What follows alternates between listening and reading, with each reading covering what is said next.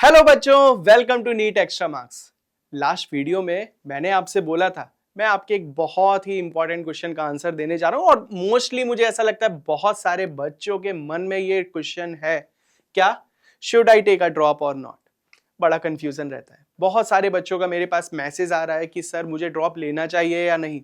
इस बार वो rank expect नहीं कर रहा था मेरी जो आई है, मुझे और इंप्रूवमेंट चाहिए, पर क्या डर भी लगता है सर थोड़ा कि ऐसा ना हो कि इस बार से भी ज्यादा डिफिकल्ट पेपर आ जाए, इस बार से भी ज्यादा रैंक खराब आ जाए। एक बार वन बाय वन मैं सारे पॉइंट्स रखता हूं। अगर आप वो पॉइंट्स को टिक करते हैं तो आप समझ लीजिए आपको ड्रॉप लेना है। अगर आप नहीं करते हैं वो सारे पॉइंट्स को टिक, सो मेक इट श्योर आप ड्रॉप नहीं लेंगे। आपको जो भी रैंक यहां पर मिली है उसी को आप प्रोसीड करेंगे, अपने करियर को और आगे लेके जाएंगे, उसी डायरेक्शन में लेके जाएंगे। पहला क्वेश्चन, जब भी मुझसे बच्चा पूछता है कि सर मुझे ड्रॉप लेना चाहिए या नहीं, तो मैं उससे यही पूछता हूं क्या डिफरेंट करने वाले हो इस साल, जो अभी तक नहीं किए उसमें ऐसा क्या नया करने वाले हो भाई इस साल, पहले मुझे ये बताइए। So these are the outcome. आप भी सोचिए, एक बार स्क्रीन को पॉज करके सोचिए। वो बच्चे जो ये सोच रहे हैं कि मुझे ड्रॉप लेना है, स्क्रीन पॉज करो और लेट्स थिंक अबाउट इट, क्या नया करोगे इस साल। ठीक है, तो जब भी मैं बच्चों से पूछता हूं तो कुछ उनके ऐसे आंसर्स आते हैं। क्या होता है, सर इस बार ना बहुत डिफिकल्ट प्रैक्टिस करेंगे पेपर्स की, बहुत सारे पेपर्स लगाएंगे जो डिफिकल्ट लेवल के होंगे, क्योंकि इस बार नीट का एग्जाम जो आया है वो डिफिकल्ट आया है।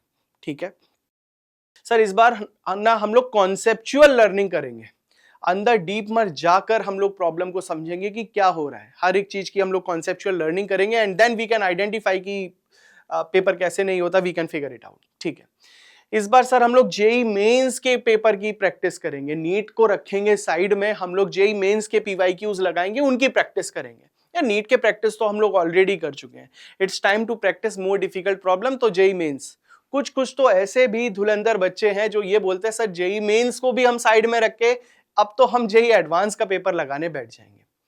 तो क्या ये आपके मन में भी आया था? आई वुड श्योर कि डेफिनेटली आपके मन में कहीं ना कहीं कुछ इस तरीके से, अगर आप ये प्लान कर रहे हैं मुझे ड्रॉप लेना ही लेना है, तो क्या नया करोगे, ये नया करने के कुछ कुछ विचार आएंगे मन में। मेरा पॉइंट है, इस बार पेपर डिफिकल्ट नहीं आया है, इस बार पेपर डिफिकल्ट नहीं आया है, इस बार पेपर अच्छा आया है। आप एक बार फिगर आउट करो, लास्ट ईयर नीट 2024 में 700 मार्क्स पर, 700 मार्क्स पर क्या रैंक थी सर? 1000 के आसपास थी। 700 मार्क्स में हमारी जो रैंक्स आ रही थी ना, वो बेटा 1000 के आसपास आ रही थी। और इस बार 1000 रैंक कितने मार्क्स में आई है? लगभग 600 मार्क्स। 600 मार्क्स के आसपास आपकी 1000 रैंक आ रही है। आप समझ रहे हो difference? There is a huge gap of 100 marks. 100 marks. अब आप बताइए, अगर आपको कम 100 मार्क्स चाहिए सेम रैंक के लिए, सर कंपटीशन नंबर लाने का नहीं होता है, कंपटीशन होता है रैंक लाने का। बच्चों, रैंक लाने का, रैंक मैटर करती है, मार्क्स मैटर नहीं करते हैं। सबसे पहली बात, हमें जनरली, अब इस साल बच्चों ने किया क्या है, बच्चे पैनिक कर गए, उनकी जो वीकनेसेस थी वो निकल के बाहर आ गई। कोई फिजिक्स अटेम्प्ट करने लग गया, उससे 2 क्वेश्चन फिजिक्स के नहीं बने, ही और शी गेट पैनिक्ड। उसको लगा कि अब पता नहीं क्या होगा, क्योंकि हम अपने ब्रेन में लेके गए थे 720 मार्क्स। तो मैं तो ये मान के चलता हूं पेपर इस बार अच्छा था, मीडियम था। मतलब आई वुड कंसीडर कि सर इस बार वही पेपर था जो आना चाहिए, जो एक अच्छे बच्चे के लिए पेपर होना चाहिए वही था। कई बार क्या होता है कि 700 मार्क्स वाले में हमारी कोई ना कोई सिली मिस्टेक हो जाती है और रैंक बहुत नीचे चली जाती है। इस बार ऐसा कुछ नहीं था, सिली मिस्टेक से भी आपको उतना नुकसान नहीं होगा। इस बार बच्चे ने गलती क्या क्या की है, ये सब चीजें करने से बात नहीं बनेगी। हमें सिर्फ 600 मार्क्स लाने थे बेटा, 700 नहीं लाने थे। और पेपर इतना भी डिफिकल्ट नहीं था कि अगर आप कॉन्सेप्चुअली करते, पेपर को आराम से ठंडे दिमाग से करते, तो आप 600 भी नहीं ला सकते। आई विल मेक श्योर कि हर एक बच्चा कम से कम फिजिक्स में घर जाके, अगर आप दोबारा पेपर को सॉल्व करोगे, अभी बैठकर दोबारा पेपर को सॉल्व करोगे, you can easily figure it out. Sir मैं फिजिक्स में 120, 130, 140 मार्क्स ला सकता हूं, पेपर इतना डिफिकल्ट नहीं था। I am assuming 4-5 question difficult थे, केमिस्ट्री में 2-3 क्वेश्चन डिफिकल्ट थे, बायो में थे 5-6 क्वेश्चन डिफिकल्ट, बट आप बायो में 340 नंबर ला सकते थे। ऐसा पेपर नहीं था कि आप 300 और 280 और 200 मार्क्स पर रुक गए। फिजिक्स में आप 150, 140, 130 मार्क्स इजीली स्कोर कर सकते थे। केमिस्ट्री में भी इतने मार्क्स आप इजीली स्कोर कर सकते थे। मतलब गलती क्या हुई है? पेपर डिफिकल्ट इजी नहीं था, आपने अप्रोच गलत यूज की है, क्योंकि आपने उस तरीके से पढ़ाई नहीं की, उस तरीके से प्रैक्टिस नहीं की, जो आप ये इस एनवायरनमेंट के लिए, सडन चेंज के लिए आप तैयार ही नहीं थे। बहुत सारे ऐसे भी बच्चे हैं बच्चों जिनकी तैयारी उतनी अच्छी नहीं थी, ठीक है, but they can score a good marks. उन्होंने 500, 550, 560, 600 तक भी स्कोर किया, इवन दो उनकी प्रिपरेशन उतनी अच्छी नहीं थी जितनी और बच्चों की थी। तो क्या हमें अवॉइड करना है? तो दिस इज नॉट, आई विड से ये चीजें नहीं होने वाली है। आपको वही स्ट्रेटजी वापस से फॉलो करनी है, ठीक है। थोड़े से डिफिकल्ट क्वेश्चन की प्रैक्टिस कर रही है, वो कैसे कर रही है वो भी मैं आपको बताऊंगा, लेकिन कोई भी जेई एडवांस के, जेई मेंस के क्वेश्चन लगाने की जरूरत नहीं पड़ेगी आपको। तो क्या करना चाहिए सर मुझे? What are the mistakes that I need to avoid? Mistakes क्या क्या हैं जो हम किए हैं इस साल, वो हमें अवॉइड करनी है। सबसे पहले मैं आपसे बोलता हूं, एक पहली चीज जो सबसे की पॉइंट होता है वो होता है completion of the syllabus. Syllabus का कंप्लीशन होना चाहिए। जनरली सबसे इंपॉर्टेंट चीज होती है कि हमारा सिलेबस जो है ना वो बहुत टाइमली खत्म हो जाए। कब तक खत्म हो जाए? दिसंबर तक। By the end of the दिसंबर हमारा सिलेबस कंप्लीट हो जाना चाहिए। अरे सर कैसे पॉसिबल होगा? इवन दो सर मेरी कोचिंग में भी नहीं हुआ है, जहां मैं पढ़ रहा हूं, पढ़ रही हूं सर, वहां पर भी सिलेबस कंप्लीट नहीं हो रहा है दिसंबर तक, तो मैं कैसे कर लूं? सर आप ड्रॉपर हो, आप लोग क्या है? ड्रॉपर है। कुछ चैप्टर्स ऐसे होते हैं जो आप रट के खत्म कर दीजिए। केमिस्ट्री में इनऑर्गेनिक केमिस्ट्री हो गई, आप एक बार पढ़ चुके हो, आप ड्रॉपर हो, आप ड्रॉप ले रहे हो, उसको रट के खत्म कर दो, साइड में कर दो। दिसंबर एंड तक आपका सिलेबस होना चाहिए। आई वुड सजेस्ट कि 15 December should be the target. 15 दिसंबर टारगेट होना चाहिए। लेट्स अज्यूम दिसंबर एंड और बहुत बुरी कंडीशन हो गई, सर मैं कर ही नहीं पा रही हूं दिसंबर एंड तक, तो 15 जनवरी this should be the deadline. क्या करेंगे सर? जनवरी, फरवरी, मार्च, अप्रैल, ये 4 से 5 महीने हमें नंबर ऑफ क्वेश्चंस की प्रैक्टिस करनी है बच्चों। थ्योरी नहीं पढ़नी है। थ्योरी चार्ट कर आपका केमिस्ट्री और फिजिक्स के क्वेश्चंस नहीं बनेंगे, हमें प्रैक्टिस करनी पड़ेगी, क्वेश्चंस लगाने पड़ेंगे। बायो में कॉन्सेप्चुअल क्वेश्चन की प्रैक्टिस करनी पड़ेगी। दूसरा पॉइंट, पहली बात, हमारा सिलेबस अगर आप इस टाइम पर खत्म कर सकते हो, अपने आप से प्रॉमिस करो इस टाइम पर मैं सिलेबस खत्म कर लूंगा, तो ड्रॉप लेना, वरना मत लेना, ठीक है। सो लेट्स कंसीडर, कुछ हम लोगों ने सर पीवाईक्यूज लगाए थे। हाँ लगाए हैं सर हमने, बहुत सारे पीवाईक्यूज। आपने जैसे बोला था पीवाईक्यूज मार्केट में चल रहे हैं, पीवाईक्यूज के बिना नीट नहीं निकलेगा। हमने 2025 नीट में जाने से पहले भी पीवाईक्यूज लगाए हैं, हमने एग्जाम्पलर भी लगाए हैं। आप बोल रहे थे कि टॉपिक वाइज कर रहे हैं, हमने टॉपिक वाइज भी किए हैं, पर क्या आपने टाइम को ध्यान रख के किए थे? इंपॉर्टेंट चीज, जब भी हम कोई भी क्वेश्चन की प्रैक्टिस कर रहे हैं सर, टाइम मैनेजमेंट क्या है? सबसे इंपॉर्टेंट क्या है बच्चों? Time management. जनरली बच्चे क्या करते हैं सर, टाइम मैनेजमेंट के ऊपर ध्यान ही नहीं देते। पीवाईक्यूज लगाने बैठ गए, फिजिक्स के पीवाईक्यूज लगा रहे हैं, कोई भी टॉपिक उठा लीजिए। लेट्स अज्यूम मैं ग्रेविटेशन के पीवाईक्यूज लगा रहा हूं 70 क्वेश्चंस के। सुबह से लेकर शाम होती है, सुबह से लेकर शाम तक आप सिर्फ ग्रेविटेशन के 70 क्वेश्चंस लगाते हैं और सारे सही कर लेते हैं, and you are very happy, sir आज मैंने ग्रेविटेशन के सारे क्वेश्चंस लगा लिए। अरे भैया वो क्वेश्चन आपको 1.5 घंटे में लगाने थे, 70 to 80 questions. This is the demand of time. ये एग्जाम नॉलेज का एग्जाम के साथ साथ टाइम का भी एग्जाम है। आपको टेस्ट करता है, आपको हर क्वेश्चन को 1 मिनट में सॉल्व करना है। तो कब करेंगे वो सॉल्व? अगर आप उसको वो आदत नहीं डालेंगे तो एग्जाम हॉल में जाके आप कैसे उस क्वेश्चन को 1 मिनट के अंदर सॉल्व कर लेंगे? Not practically possible. तो हमें क्या करना है? अगर आप टाइम मैनेजमेंट के साथ पढ़ने के लिए तैयार हैं, यू आर डेडिकेटेड टुवर्ड्स, मैं तो सर अब मैं समझ गया सर सीक्रेट ऑफ सक्सेस क्या है नीट में, टाइम मैनेजमेंट है। अगर आप उसके लिए रेडी है, you can take a drop, ठीक है। टेस्ट सीरीज, अरे सर ये बड़ा अच्छा मुद्दा है। टेस्ट सीरीज लेवल क्या होता था? याद कीजिए स्टूडेंट्स, जब आपको टेस्ट मिलते थे, there are means generally what how we can provide the test. हम लोग अपने टेस्ट को 3 कैटेगरी में डिवाइड करते हैं, इजी, मीडियम एंड डिफिकल्ट। तो जब भी बच्चे के पास डिफिकल्ट टेस्ट आता था, जब भी लेट्स अज्यूम आपने कहीं पर भी टेस्ट सीरीज की प्रैक्टिस की है, जब भी आप कोई टेस्ट देखते थे जो कि एक डिफिकल्ट टेस्ट होता था, तो आप क्या बोलते हैं? अरे नहीं नहीं नहीं सर ये नीट में नहीं आएगा, इतना डिफिकल्ट आता ही नहीं है सर, नीट में आना ही नहीं है ये क्वेश्चन। नहीं, जब आप इजी, मीडियम, डिफिकल्ट तीनों टेस्ट सीरीज की प्रैक्टिस करनी है, तीनों के लिए अप्रोच अलग अलग होनी चाहिए। डिफिकल्ट के लिए अलग अप्रोच होनी चाहिए, मीडियम के लिए एक अलग अप्रोच होनी चाहिए, इजी के लिए अलग अप्रोच आनी चाहिए। क्या सर नीट 2026 एग्जाम इजी आएगा? पता नहीं। डिफिकल्ट आएगा? पता नहीं। मीडियम आएगा? पता नहीं। कुछ भी आ सकता है। We have to ready for this approach. हमें तीनों तरीके के टेस्ट लगाने चाहिए। कोई भी टेस्ट को देते समय हमें यह नहीं सोचना है कि सर ये नीट का लेवल नहीं है या ये नीट के ऊपर का आ रहा है, सर ये नीट से इजी है, ये नहीं सोचना है। जब भी आपको टेस्ट मिले, जैसा टेस्ट हो, इजी, मीडियम, डिफिकल्ट, आपको अपनी स्ट्रेटजी को उस तरीके से मॉडिफाई करना है। सो थर्ड प्रॉमिस आपको लेना है, मतलब थर्ड चीज के लिए अगर आप तैयार हैं, वो क्या है? वो ये है कि क्या आपको जब भी डिफिकल्ट टेस्ट मिलेगा आप उसको लगाओगे या बोलोगे नीट से ऊपर के लेवल का है? हाँ, अगर आप उस लेवल को भी लगाने के लिए तैयार हैं। कितनी देर में लगाना है? सिर्फ 3 घंटे में। कैसे लगाना है वो भी मैं आपको बताऊंगा, बट हाँ, आई होप आपको ये बात समझ में आ गई है। Test series is very very important. तो टेस्ट सीरीज का लेवल जो है वो भी इंपॉर्टेंट है। अब एक लास्ट चीज मैं आपसे डिस्कस करता हूं, सर क्या मुझे ड्रॉप लेना चाहिए? अपना क्वेश्चन वही चल रहा है। तो प्रोमिसेस हैं कुछ, अगर आप अपने आप से कुछ प्रॉमिस कर सकें और उन प्रॉमिस को साल भर निभा सकें तो आप ड्रॉप लेना, वरना मत लेना बच्चों, ठीक है? तो वो क्या प्रोमिसेस हैं, एक एक करके डिस्कस करते हैं। पहला प्रॉमिस कि क्या भाई आप डिस्ट्रैक्शन से बचोगे? सर ये बड़ा अजीब सा सवाल है, डिस्ट्रैक्शन से कैसे बच सकते हैं? ऐसे एनवायरनमेंट में रहिए, ऐसी जगह रहिए जहां पर आपको जीरो डिस्ट्रैक्शन मिले।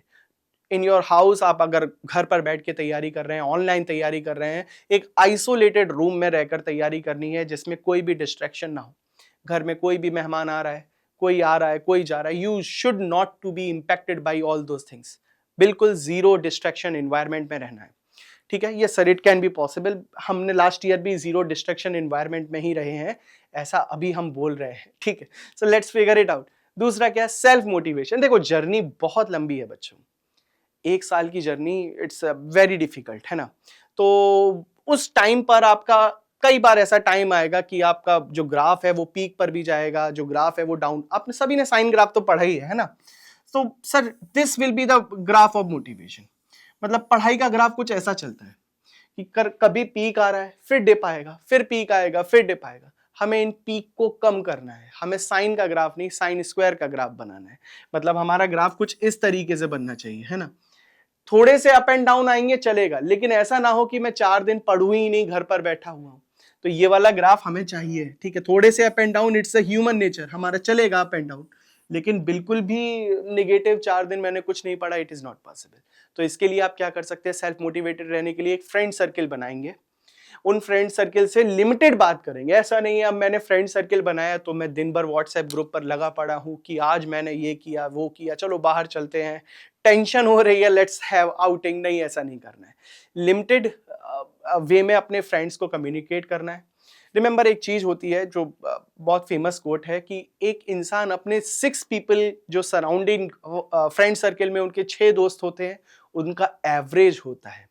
तो आप अपने फ्रेंड सर्किल में हमेशा अच्छे लोगों को रखें जो आपको मोटिवेट कर सके, जो आपको ऊपर की तरफ लेके जा सके, लिफ्ट कर सके। ऐसे फ्रेंड सर्किल बनाइए। नहीं भी है चलेगा, तो अपने आप को मोटिवेटेड रखिए। कैसे मोटिवेटेड रख सकते हैं? Read some kind of positive novels, उनकी भी आप हेल्प ले सकते हैं अगर आपका फ्रेंड सर्किल बड़ा नहीं है तो, ठीक है? तो ये जीरो डिस्ट्रैक्शन और मोटिवेशन होना बहुत जरूरी है। इनफैक्ट आप मोटिवेशन के लिए अपने टीचर्स को बताइए। जो आप जिन टीचर से आप पढ़ रहे हैं, you can communicate with your teachers also. Sir मुझे यहाँ प्रॉब्लम हो रही है, अभी मेरा मोटिवेशन डाउन चल रहा है। You should communicate with your teacher, ठीक है, अगर आप टीचर्स के टच में हैं। थर्ड चीज, practice all different type of question. Important है। यहां पर हम बात करेंगे कि क्या करना है। हमें सब डिफरेंट टाइप के क्वेश्चंस लगाने हैं। मतलब मुझे इजी क्वेश्चन भी लगाने हैं, मुझे मीडियम क्वेश्चन भी लगाने हैं, मुझे डिफिकल्ट क्वेश्चंस भी लगाने हैं। हर तरीके के क्वेश्चंस की मुझे प्रैक्टिस करनी है, चाहे इजी हो, मीडियम हो, डिफिकल्ट हो। ऐसा अवॉइड नहीं करना है कि डिफिकल्ट क्वेश्चन है तो सर ये नीट का नहीं है, इजी क्वेश्चन है तो सर ये नीट का नहीं है, मैं तो अब मीडियम क्वेश्चन की ही प्रैक्टिस करूंगा। नहीं, ऐसा नहीं करना है। इनफैक्ट अब यहां पर ना बहुत सिलेक्टेड क्वेश्चंस की प्रैक्टिस करनी है। ऐसा नहीं है आपको बंच ऑफ क्वेश्चंस की प्रैक्टिस कर रहे हैं। तो वो सिलेक्टेड क्वेश्चंस आप किस तरीके से ले सकते हैं? कहां पर वो आपको सिलेक्टेड क्वेश्चन मिलेंगे?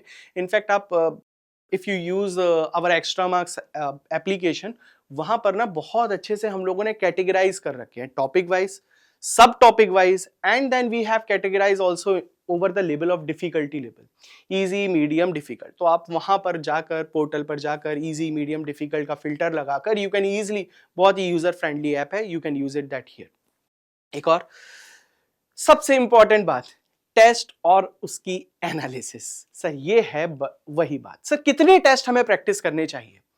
रिमेंबर सर, टेस्ट लगभग हम लोगों ने by the end of December अपने सिलेबस को कंप्लीट किया है। हाँ, कर लिया है। सो दिसंबर से लेकर अप्रैल तक, जनवरी फरवरी मार्च अप्रैल, देयर आर 4 मंथ्स। 4 मंथ्स में मैं 20 डेज हटा भी देता हूं, आप किसी तरीके से इधर उधर डिस्ट्रैक्ट हो गए या रिवीजन किया है, आपको मिनिमम 100 टेस्ट पेपर प्रैक्टिस करने हैं। कितने क्वेश्चन प्रैक्टिस करने हैं? 100 पेपर। 100 पेपर प्रैक्टिस करने हैं। कैसे करेंगे अब 100 पेपर? अब 100 पेपर में भी ऐसा नहीं कि मैंने इजी मीडियम डिफिकल्ट तीनों लेवल के पेपर प्रैक्टिस करने।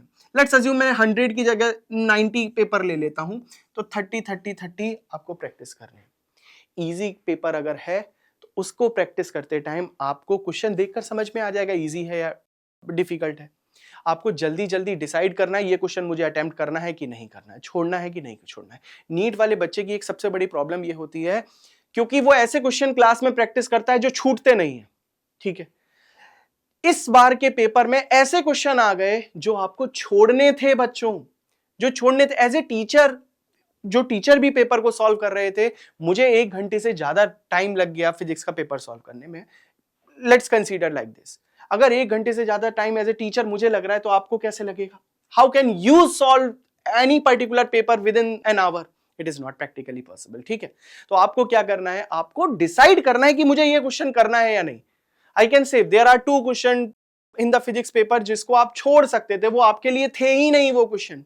बट सिंस हमने तो कभी हैबिट नहीं डाली छोड़ने की, तो हम कैसे छोड़ देंगे? अपन तो नीट के स्टूडेंट है, हमारी आदत तो 720 में 720 की है, हम क्यों पेपर छोड़ेंगे? बस यही गलती हो गई बच्चों से। बच्चों, अगर क्वेश्चन कोई डिफिकल्ट दिख रहा है, leave it that particular paper, छोड़ दो उस पर्टिकुलर पेपर को, उस क्वेश्चन को छोड़ दो, आगे बढ़ो। नेक्स्ट क्वेश्चन, पूरे पेपर में हार्डली 3 से 4 डिफिकल्ट क्वेश्चन होंगे जो आपसे नहीं बन रहे हैं, छोड़ दो उनको। What will happen? आप 20 मार्क्स ही तो लॉस करोगे ज्यादा से ज्यादा।